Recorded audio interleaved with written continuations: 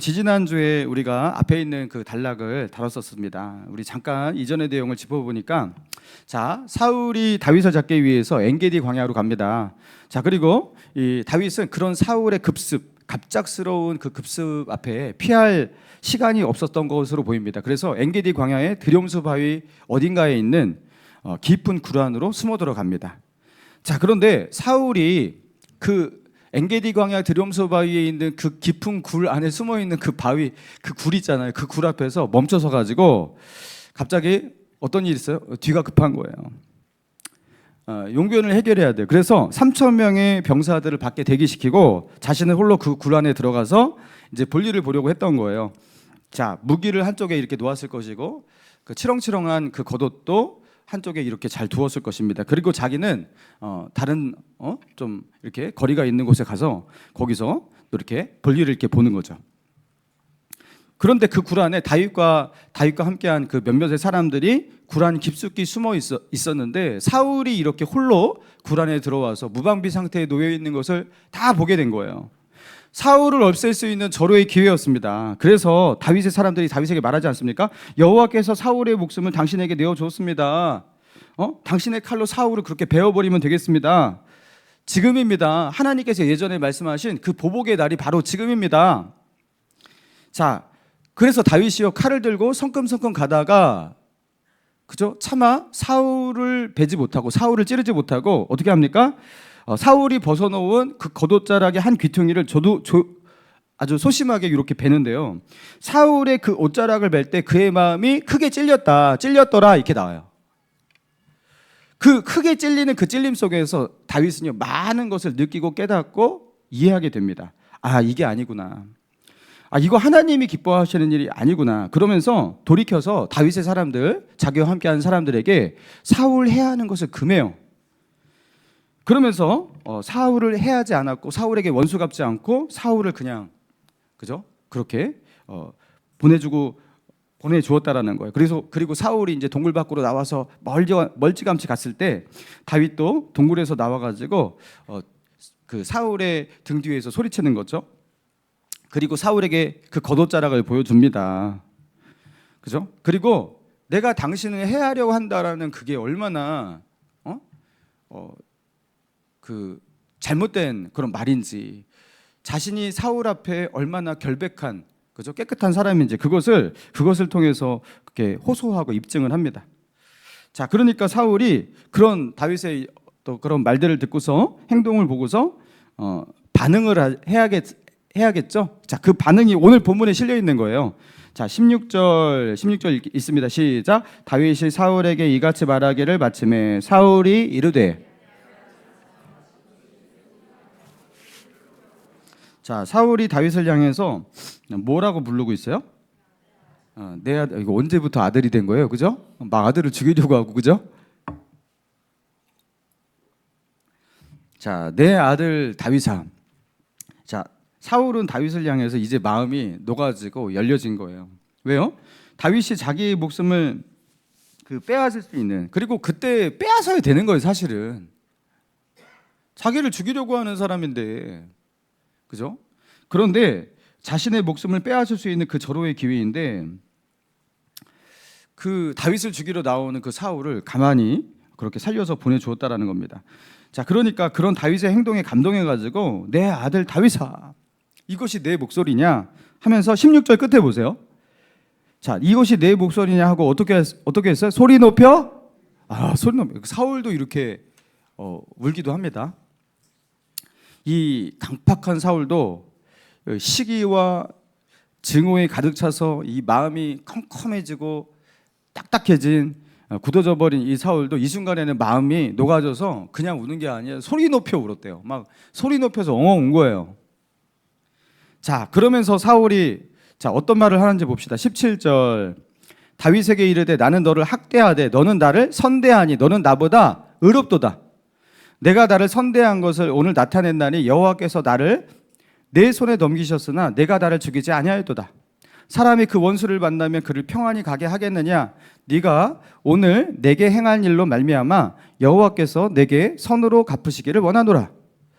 자, 여러분 오늘 이 그 사울의 이 말 17절 18절 이 말씀을 보면요. 야, 사울이 드디어 뭔가 상황을 객관적으로 인식하기 시작했구나.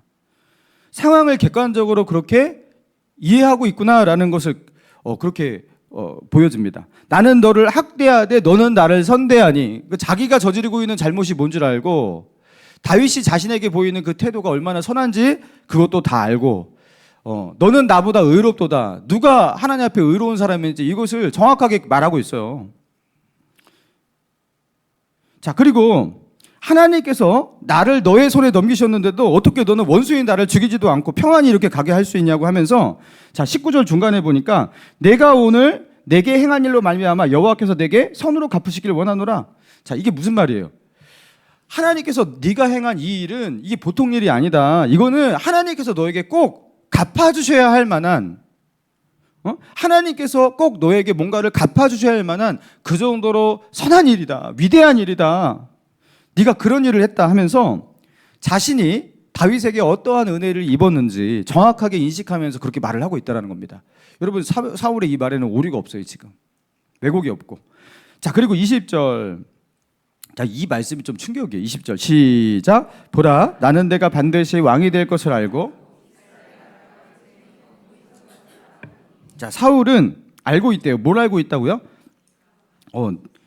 다윗이 반드시 왕이 될 것을 안돼요. 아는데 왜 이러고 있는 거예요 도대체, 그죠? 그리고 이스라엘 나라가 다윗의 손에 견고히 설 것도 안 돼요. 아니, 본인은 이것을 알고 있대요. 그러니까 예전에 요나단이 그 다윗을 찾아와서 그 숲을 가운데 다윗을 만나가지고 다윗을 격려하면서 했던 그 말을 기억하십니까? 사무엘상 23장 17절인데요. 두려워하지 말라. 내 아버지 사울의 손이 내게 미치지 못할 것이요. 너는 이스라엘의 왕이 되고 나는 내 다음이 될 것을 내 아버지 사울도 안다. 여러분, 그게요 진짜 아는 거였던 거예요. 그러니까 요나단이 단순히 다윗을 위로하기 위해서 그냥 뭐 이렇게 격려의 말을 하기 위해서 뭐 사울은 그렇지 못하지만 그런 것 같이 그렇게 말을 한 게 아니라 진짜로 사울은 그것을 알고 있었다는 겁니다. 자, 그러면서 말합니다. 24장 21절. 그런즉 너는 내 후손을 끊지 아니하며 내 아버지의 집에서 내 이름을 멸하지 아니할 것을 이제 여호와의 이름으로 내게 맹세하라 하니라. 다윗이 사울에게 맹세하며 사울은 집으로 돌아가고 다윗과 그의 사람들이 요새로 올라가니라. 여러분, 사울이 다윗에게 맹세를 요구하고 있는데요. 너가 왕이 될 것이다. 그러니까 왕이 되면 나의 집에 보복을 하지 않고 내 집안과 내 집안의 후손들을 멸하지 않겠다고 너는 맹세하라. 이렇게 맹세를 요구하고 있는 거예요. 자, 그러니까 다윗이 사울에게 맹세를 합니다. 자, 그리고 사울이 다윗에게 요구한 이 맹세에는요, 사실 사울도 이제는 더 이상 다윗을 적대적으로 그렇게 대하지 않겠다. 다윗을 죽이려고 하지 않겠다. 그러니까 다윗은 왕이 되어야 한다. 그리고 네가 왕이 된 뒤에는 나에게 이런 은혜를 베풀어 달라. 나와 나의 후손들을 그렇게 죽이지 말라. 막 이런 식으로, 그죠? 나는 당신이 그 다윗 너를 하나님의 기름 부으신 왕으로 나는 받아들이겠다. 여러분, 이것을 전제하고 있고 이것을 내포하고 있는, 전제하고서 지금 이런 맹세를 요구하고 있는 거잖아요. 네가 왕이 된 뒤에 나에게 은혜를 베풀어 달라고 그렇게 말을 하고 있는 거니까요. 자, 그런데 사울은요, 이 맹세에 담겨 있는, 그죠? 그 전제들, 너는 왕이 될 것이다. 그러니까 나에게 은혜를 베풀어 달라. 그러면 다윗을 왕으로 인정하겠다는 거 아니겠습니까? 그죠? 당신을 왕으로, 내가 이제 다윗을 왕으로 수용하겠다, 이 소리예요. 여러분, 그런데 이 약속이, 이 맹세가 지켜지냐라는 거예요. 여러분, 사울이 정말로 그 맹세를 지킵니까? 안 지키잖아요. 사울은 조금 지나면 다시 다윗을 잡으려고 군사 수천 명을 이끌고 다윗을 추격합니다. 사울은 달라진 게 있어요, 없어요? 없어요. 사울은 하나도 달라지지 않아요. 아니, 사울은 분명히 여기서 다윗이 이스라엘의 왕이 될 것을 안다. 그리고 하나님께서 다윗을 이스라엘 나라의 왕으로 세우시고 난 뒤에 그 다윗을 왕으로 하는 이스라엘 나라가 견고히 설 것을 나는 안다! 안다고 그랬단 말이에요. 여러분, 그런데 안다고 말하고 있는 이 사울인데 아는 대로 행동하지는 않아요. 전혀 그것을 모르는 듯이 행동하고 있다는 겁니다. 자, 그리고 아까 사울이 다윗을 향해서 내 아들 다윗아 이것이 내 목소리냐 하면 소리 높여 울었다고 그랬잖아요. 소리 높여 울었다. 자, 그러면서 나는 너를 학대하되 너는 나를 선대하니 하면서 막 소리 높여 울었잖아요. 여러분, 다윗이 사울에게 베푼 그 은혜 앞에서, 그죠? 그 은혜 앞에서 감격하는 모습 아닙니까? 내가 잘못했다. 내가 정말로 너에게 죄졌다. 나는 너를 학대하고 너는 나를 선대하는구나 하면서 참회하는 거 아닙니까? 여러분, 이 참회가 이 다윗의 앞에서 소리 높여 울면서 참회했던 이 사울의 참회가 그의 인생을 바꿉니까? 이제 다윗을 향한 태도를 변화시킵니까? 아무것도 바꾸지 못합니다. 사울은 이전과 똑같은 모습으로 다시 돌아가요. 다윗을 또다시 죽이려고 해요. 아니 도대체 사울은 어떻게 된 인간이기에 어떻게 이렇게 뭐 안 되매 참회했다며 근데 어떻게 이렇게 하나도 변하지 않냐고요. 아는 사람이 아는 사람처럼 행동하지 않고 약속을 하고 맹세를 했지만 마치 아무것도 약속하지 않은 것처럼 맹세하지 않은 것처럼 그렇게 행동을 합니다. 참회했다고 하는데 나는 악하다 하면서 막 이렇게 참회하고 있는데 자기가 얼마나 악한지를 깨닫고 회개한 사람처럼 그렇게 살지 않고 다윗이 자기에게 베푼 그 은혜를 마치 없는 것처럼 다시 그렇게 살아간다라는 거예요. 이전으로 다시 똑같이 돌아간다라는 거예요.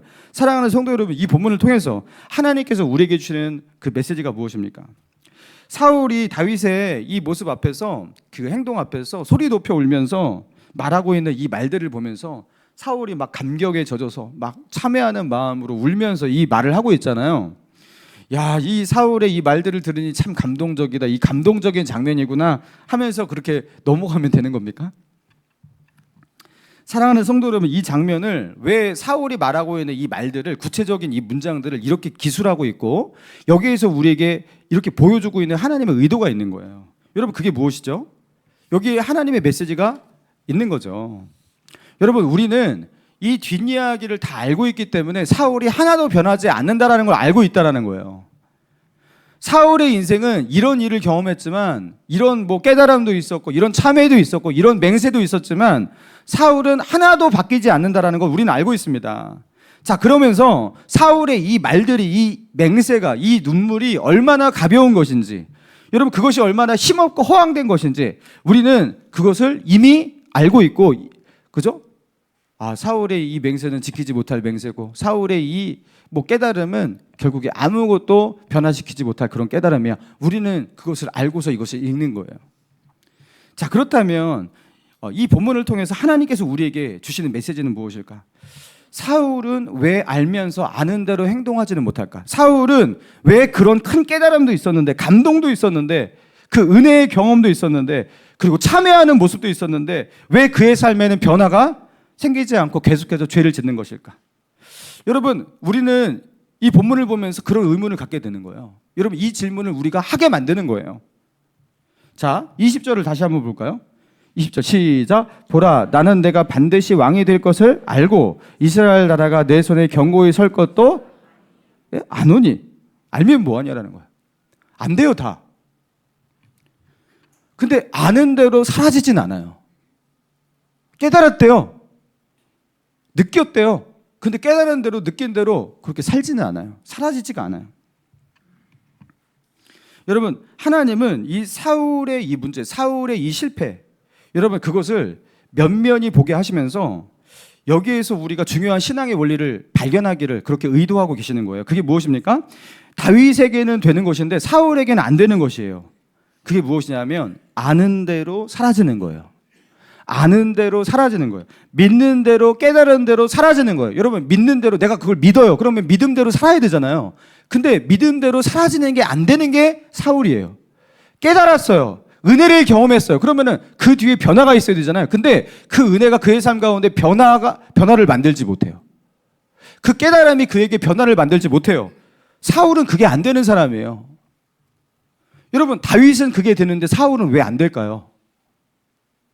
왜 은혜가 아무런 효력도 없이 그냥, 그죠? 사울에게 어떠한 변화도 일으키지 못할까? 자, 우리 시편 6편 한번 볼까요? 시편 6편 자, 빨리 한번 펴봅시다. 시편 6편 자 1절부터 제가 한번 읽어볼게요. 여호와여 주의 분노로 나를 책망하지 마시오며 주의 진노로 나를 징계하지 마옵소서. 여호와여 내가 수척하였사오니 내게 은혜를 베푸소서. 여호와여 나의 뼈가 떨리오니 나를 고치소서. 나의 영혼도 매우 떨리나이다. 여호와여 어느 때까지니까. 여러분 이거 다윗의 기도거든요. 근데 다윗이 여호와여 분노로 나를 책망하지 마시고 그 진노로 나를 징계하지 마소서. 내가 뼈가 수척합니다. 나는 떨립니다. 막 이러면서 여러분 하나님의 징계를 받아서 완전히 몸이 수척해지고 뼈가 떨리고 있는 여러분 그런 고난 가운데 있는 다윗을 그렇게 다윗이 자기가 기도하면서 그렇게 말을 하고 있는 거예요. 자, 그런데 보세요. 4절 여호와여 돌아와 나의 영혼을 건지시며 주의 사랑으로 나를 뭐하소서? 나를 구원하소서. 5절 사망 중에 주를 기억하는 일이 없사오니 수월에서 주께 감사할 자가 누구리까? 내가 탄식함으로 피곤하여 밤마다 눈물로 내 침상을 띄우며 내 요를 적시나이다. 자, 탄식함으로 그리고 밤마다 눈물로 자기의 침상을 적시고 요를 적신대요. 여러분 이거 하나님 앞에서 울면서 기도한다 이 소리입니다. 자기의 눈물이 침상을 띄워버릴 정도로 그렇게 흘리고 있대요. 자, 그리고 7절 내 눈이 근심으로 말미암아 쇠하며 내 모든 대적으로 말미암아 어두워졌나이다. 이게 뭐냐면 밤마다 이렇게 울고 그러니까 여러분 한참 울고 나서 그 다음날 여러분 눈이 너무 아프잖아요. 그죠? 침침하고 그죠? 눈이 건조해지고. 자, 그러니까 내 눈이 근심으로 말미암아 쇠하고 그죠? 어두워졌다 이렇게 고백을 하고 있는 거예요. 자, 그리고 8절 악을 행하는 너희는 다 나를 떠나라. 여호와께서 내 울음소리를 들으셨도다. 자, 그러니까 아까 울었던 그 울음이라는 게 다 누구를 향해서 했던 거야? 하나님을 향해서. 하나님이 내 울음을 내가 눈물로 내 침상을 적시는 그 모습을 하나님이 다 들으셨다, 보셨다. 그리고 9절 여호와께서 무엇을 들으셨다고요? 내 간구를 들으셨으며. 자, 여호와께서 누구의 기도를 받으신다고요? 내 기도를 받으시리로다. 여러분 지금 다윗이 누구 앞에서 이렇게 울고 있냐면 누구 앞에서 이렇게 말을 하고 있냐면 여호와 앞에 드리는 이게 다 간구입니다. 기도입니다. 밤마다 다윗은 그렇게 하나님 앞에 기도하고 그죠? 고난 당할 때 하나님 앞에 그렇게 호소하고 울고 여러분 그랬던 거예요. 자, 그러면서 그잖아요. 9절에 여호와께서 내 간구를 들으셨으며 여호와께서 내 기도를 받으시리로다. 나는 승리할 것이다. 왜냐하면 하나님께서 나의 기도를 받으시기 때문에. 여러분 제가 왜 이 시편 6편을 같이 이렇게 다윗의 시를 읽자고 했냐면 여러분 오늘 이 본문에서 갖게 되는 그 의문이 있잖아요. 사울은 왜 아는 대로 안 되는 걸까? 사울은 왜 깨달아도 깨달은 대로 그렇게 사라지지 않는 것일까? 사울은 은혜를 경험해도 왜 은혜가 하나도 그의 삶을 변화시키지 못하는 것일까? 여러분 다윗과 비교해 보자라는 거예요. 여러분 다윗은 하나님을 잘 믿고 하나님을 잘 그렇게 믿음도 컸기 때문에 그래서 언제나 이렇게 믿음으로 순종할 수 있고 믿음으로 행동할 수 있고 그리고 그렇게 살아가는 것이 믿음으로 행동하고 살아가는 것이 어렵지 않은 것이 아닌가? 그게 아니라는 거예요. 여러분 다윗을 보세요. 다윗이 지금 얼마나 애쓰고 있는지. 여러분 다윗이 하나님 앞에 징계를 받았나 봐요. 그죠? 그래서 하나님 언제까지 나를 이렇게 책망하시겠습니까? 하면서 여러분 이 회개를 하면서 어떻게 하나님께 나아가고 있는지 그리고 자신이 당한 그 고난 앞에서 하나님 앞에 얼마나 간구하고 그죠? 하나님께 매달리고 있는지 여러분 다윗과 사울의 차이를 여러분 이제 눈치채시겠습니까? 사울에게는 이런 삶이 1도 없어요. 자신이 아는 것, 자신이 깨달은 것, 자신이 믿는 것 여러분 그게 나는 알았으니까 깨달았으니까 이제부터 그렇게 사라지겠지? 나는 아는 대로 행동하는 사람이야. 여러분 그게 아는 대로 행동이 안 되거든요. 사울은요 자기가 알고 자기가 깨닫고 자기가 은혜를 한번 누렸으면 그게 삶으로 사라질 걸로 그렇게 착각해요. 아주 아니에요. 그렇게 안이하게 생각하는 사람이 사울이에요. 자, 반면에 자기가 아는 거 깨달은 거 자기가 믿는 거 여러분 그게 바로 삶으로 사라지지 않는다라는 것을 알기 때문에 하나님께 매달리고 하나님께 나아가고 기도하고 간구하고 참회를 한 번 눈물을 흘리면 끝나는 게 아니라 늘 하나님께 나아가 그렇게 울고 간구하고 하나님이 들으실 때까지 주님의 은혜를 입기 위해서 그렇게 주님을 찾아 나아가는 사람 여러분 그게 다윗이에요. 여러분 하나님은 우리에게 신앙의 원리를 다 알려주고 계시는 겁니다. 여러분 예수님께서 제자들에게 그 십자가에 달리시기 전날 저녁에 그죠? 성만찬하고 난 뒤에 제자들에게 이렇게 말씀하셨죠. 오늘 밤 너희가 다 나를 배신하고 버리고 도망갈 것이다. 그렇게 예언적으로 말씀하셨어요. 그러니까 제자들이 말을 하거든요. 우리는 그렇지 않을 것입니다. 주를 위해서 목숨을 버리겠습니다. 그러면서 베드로가 특히 힘주어서 이렇게 말을 해요. 나는 주님을 위해서 내 목숨을 버리겠습니다. 하면서 자기는 이제 자기만은 그렇지 않다라는 거죠. 그러니까 예수님께서 그런 베드로의 말을 듣고서 다짐, 맹세를 듣고서 너밖에 없다. 역시 내가 믿었던 수제자답다. 고맙다. 나와 함께하자. 이렇게 한 게 아니라 어떻게 하십니까? 베드로야, 오늘 닭이 울기 전에 너는 3번 울 것이다. 이게 뭐예요? 3번 나를 부인할 것이다. 네가 나를 제일 정확하게 부인하고 반복적으로 부인하고 네가 나를 확실하게 부인할 사람이 바로 너야. 이렇게 말을 해요. 그러니까 베드로가 그 말을 듣고서 뭐라고 하냐면 마태복음 26장 35절에 내가 주와 함께 죽을지언정 주를 부인하지 않겠나이다 하면서 다시 한번 큰 소리로 나는 죽을지언정 결코 그런 일이 없습니다. 그렇게 베드로가 선창을 해요. 그러니까 다른 제자들도 그와 같이 말하니라. 우리도 마찬가지입니다 하면서 막 외쳐요. 여러분, 그리고 어떻게 됩니까? 예수님께서요 그 제자들을 이끌고 그렇게 주를 부인하지 않겠습니다. 우리는 차라리 죽는 길을 택하겠습니다 했던 그 제자들을 이끌고 감람산에 올라가세요. 겟세마네. 그리고 거기서 뭐 하십니까? 시험에 들지 않도록 나와 함께 깨어 기도하자. 너희들 그 맹세 그 약속대로 살려면 네가 아는 대로 그렇게 살려면 나와 함께 깨어 기도해야 돼. 시험에 들지 않도록 우리 같이 기도하자. 자, 그들이 기도합니까? 안 합니까? 안 합니다. 와서 예수님께서 다시 깨워도 너무 피곤해서 안 합니다. 너무 졸려서 안 합니다. 그렇게 3번을 그와 같이 했지만 끝까지 기도 안 합니다. 그리고 어떻게 됩니까? 주님을 다 부인하고 다 버리고 다 떠납니다. 신기하죠? 그러면은 그 전에 그들이 예수님께 했던 말은 거짓말이었습니까? 그 맹세는 진심이 아니었습니까? 그들이 누렸던 그 은혜들은 다 거짓이었습니까? 아니에요. 그렇지 않다고요. 여러분, 우리가 아는 대로 아는 것, 여러분 그거 하나님의 은혜. 우리에게 깨달음이 있다는 거 하나님의 은혜예요.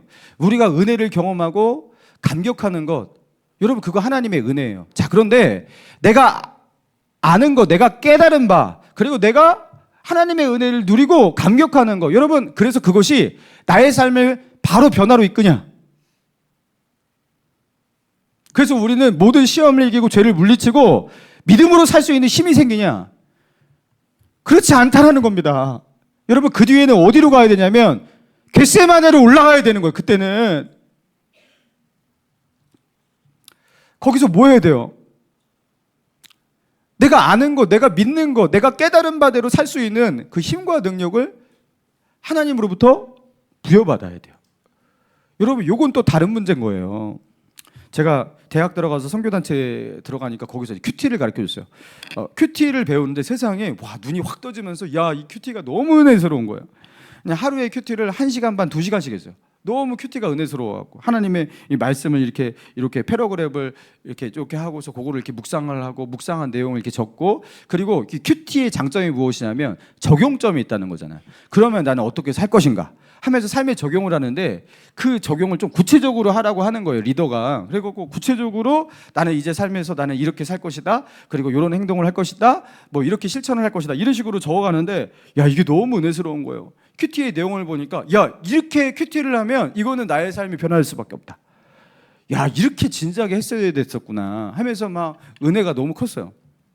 근데 그렇게 큐티를 하면서 은혜를 받으면서 살다가 어느 순간 이제 제가 절망하게 됩니다.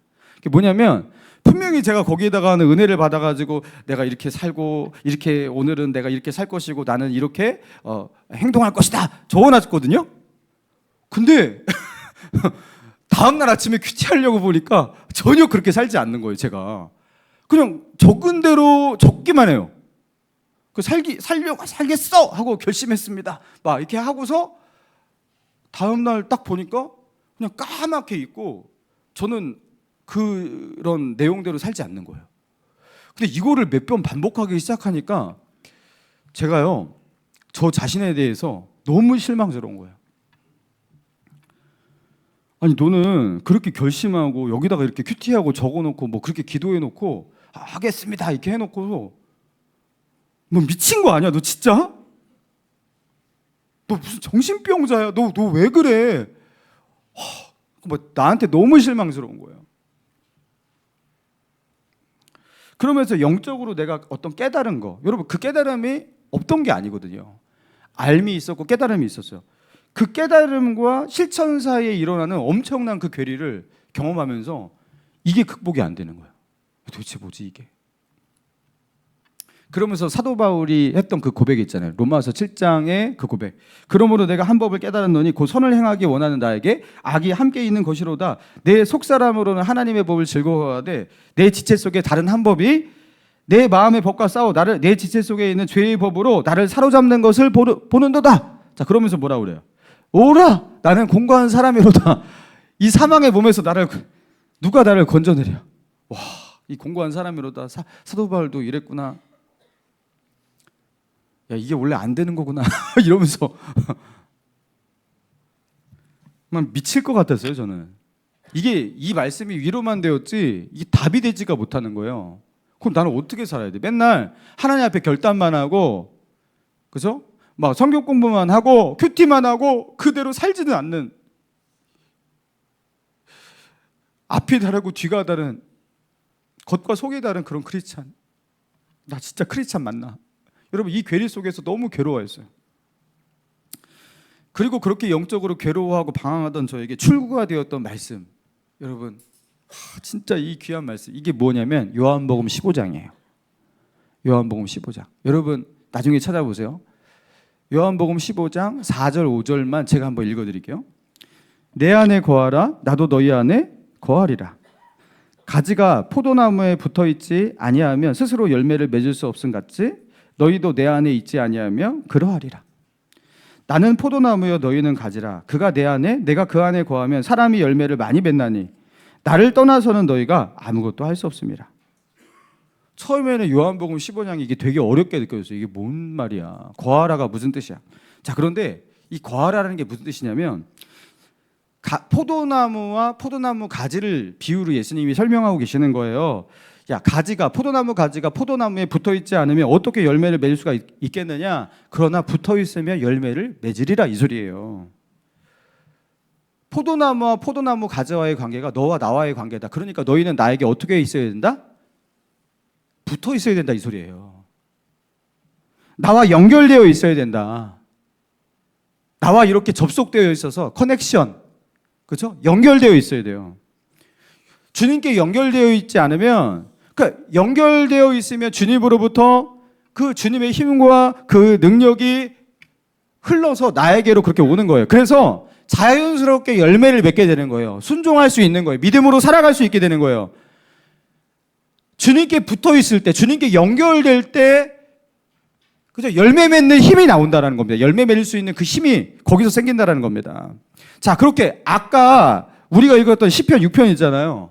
다윗이 하나님께 나아가고 막 찾고 뭐 저렇게 찾아. 다윗은 뭐 맨날 이렇게 울어. 뭐 기도를 뭐 밤새면서 기도를 하고 뭐 기도를 뭐 저렇게 해. 여러분, 그게 주님께 연결되는 시간이었던 거예요. 그리고 주님께 아주 연결되는 시간이, 그죠? 그 시간을 소중하게 여기고, 그리고 그 시간을 우선순위에 두고, 그죠? 거기에 집중을 하고, 그리고 그 시간을 확보할 때 다윗은요, 어마어마한 열매를 맺었던 거예요. 그 누구도 할 수 없는 그 믿음의 삶을 다윗은 살아갈 수 있었던 거예요. 하나님의 그 강력한 도구가 되어서 축복의 통로가 되어서 그렇게 살아갈 수가 있고 열매 맺을 수가 있었던 거예요. 여러분, 하나님과 연결되는 시간, 하나님과 함께 있는 시간, 우리의 의식이 하나님을 기억하고 하나님과 접속되는 그 시간, 여러분 이게 얼마나 중요한 건지 저는요, 알면 사라지는 줄 알았거든요. 제가 한번 깨달으면 그 깨달음이 저의 삶을 바꾼다고 생각했거든요. 근데 그걸로 안 되는 거예요. 하나님과 연결돼 있어야 돼요. 그때부터 이제 제가 기도를 배우기 시작합니다. 아, 그 기도가 하나님과 함께하는 그 시간이 이게 얼마나 소중한 것인가, 이게 능력이구나. 여러분, 이걸 깨닫게 됩니다. 여러분, 우리가 전도해야 될 거 알죠? 여러분, 지난주에 얼마나 여러분 또 도전을 받으셨습니까? 아, 전도해야겠구나. 소그룹에서도 전도해야겠다. 자, 그런데 전도하는 삶이 사라집니까? 저는 여러분의 대답이 다 예상이 돼요. 물론 애써 노력하셨고 열심히 하기도 하셨을 거예요. 자, 그런데 쉽게 되지 않아요. 그렇죠? 왜 그럴까요? 내가 깨달은 걸 가지고서 하나님께 연결하는 작업을 하지 않기 때문입니다. 여러분, 깨달음이라는 것은, 알미라는 것은 그때 시작이에요. 은혜의 시작이에요. 그게 은혜의 결론이 아니라 은혜의 시작이에요. 그걸 가지고 하나님께서 그 일을 할 수 있도록, 하나님께서 나로 하여금 그 일을 할 수 있는 능력을 부어주시도록, 성령의 은혜가 나에게 부어지고 나에게 그 전도할 수 있는 힘과 능력과 담대함과 사랑과 이런 걸 가지고 나아갈 수 있도록 주님과 연결해갖고 연결시켜서 그때부터 내가 믿음의 싸움을 싸워야 되는 거예요. 기도해야 되는 거예요. 하나님의 임재와 능력 가운데 들어가야 돼요. 그래서 성령 충만함을 받으셔야 돼요. 그러면 전도를 하는 발걸음으로 너무 자연스럽게 그렇게 나아가게 됩니다. 이게 이 단계를 생략하는 거예요. 누구처럼? 사울처럼. 사울은 늘 자기가 알면, 자기가 깨달으면 변화될 줄 알았죠. 안 됩니다. 아는 대로 사라지지 않습니다.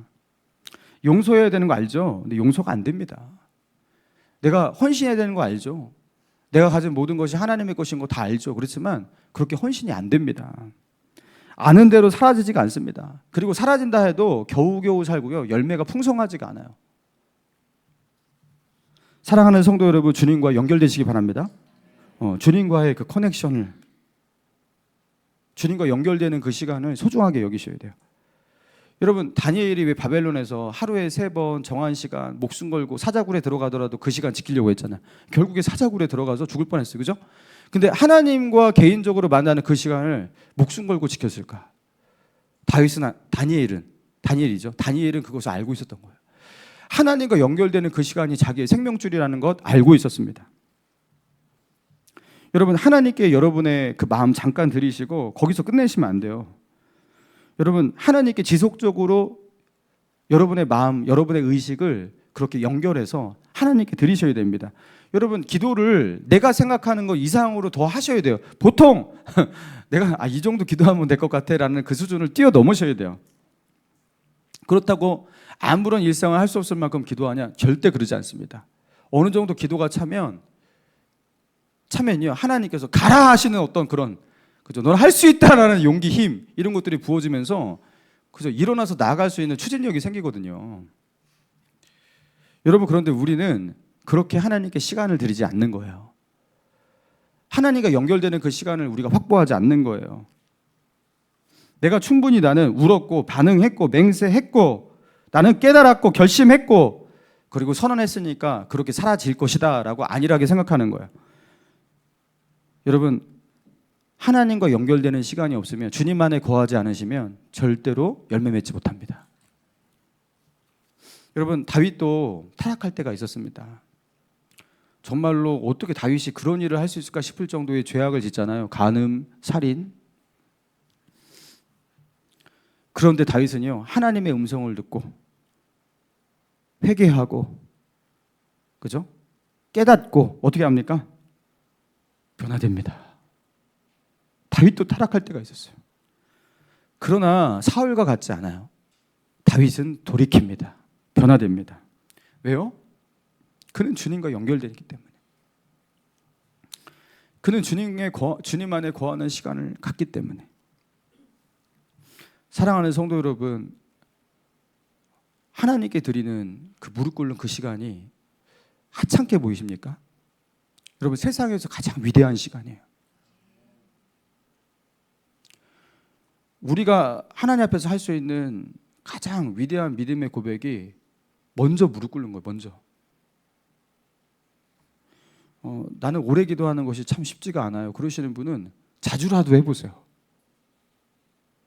집에서 설거지 시작할 때 무릎 꿇으시고, 설거지 마치면 무릎 꿇고, 청소 시작할 때 무릎 꿇고, 청소 마치면 무릎 꿇고, 이렇게라도 한번 연습을 해보시라는 거예요. 아니, 기도가 생각이 안 나니까. 그리고 기도를 시작하면은 늘, 그죠? 몇만 대 기도하고 끝나니까 나는 기도가 잘 안 돼. 그러시는 분은 자주라도 해보세요. 그죠? 새벽 예배 드릴 수 있는 분은 나와서 새벽 예배도 해보시고, 금요철야는 웬만하면 하실 수 있잖아요. 그죠? 그래서 와서 부르짖어 기도해 보시고, 여러분, 그러면서 하나님과 연결되는 시간을 목숨처럼 그렇게 귀하게 여기시고, 여러분, 하나님과 함께하는 시간, 하나님 안에 거하는 시간, 주님의 임재 속에서 그렇게 시간을 들이면서 그분과 함께 거하다라는 것은 뭐냐면 살다예요. 살다. 시간의 연속성을 의미하는 거예요. 거주하다 이런 뜻입니다. 그러니까 한마디로 주님과 함께하는 시간이 필요하다 이 소리입니다. 내 안에 거하라는 건 그런 뜻이에요, 여러분. 여러분 하나님과 연결되셔야 됩니다. 기도하셔야 됩니다. 여러분 그래서 아는 대로 사라지는 역사, 내가 깨달은 대로 믿는 대로 순종해지는 역사. 여러분 그렇게 믿음이 삶이 되고 우리의 깨달음이 삶을 변화시키는 열매 맺는 하나님의 자녀 되시기를 주님의 이름으로 축원합니다.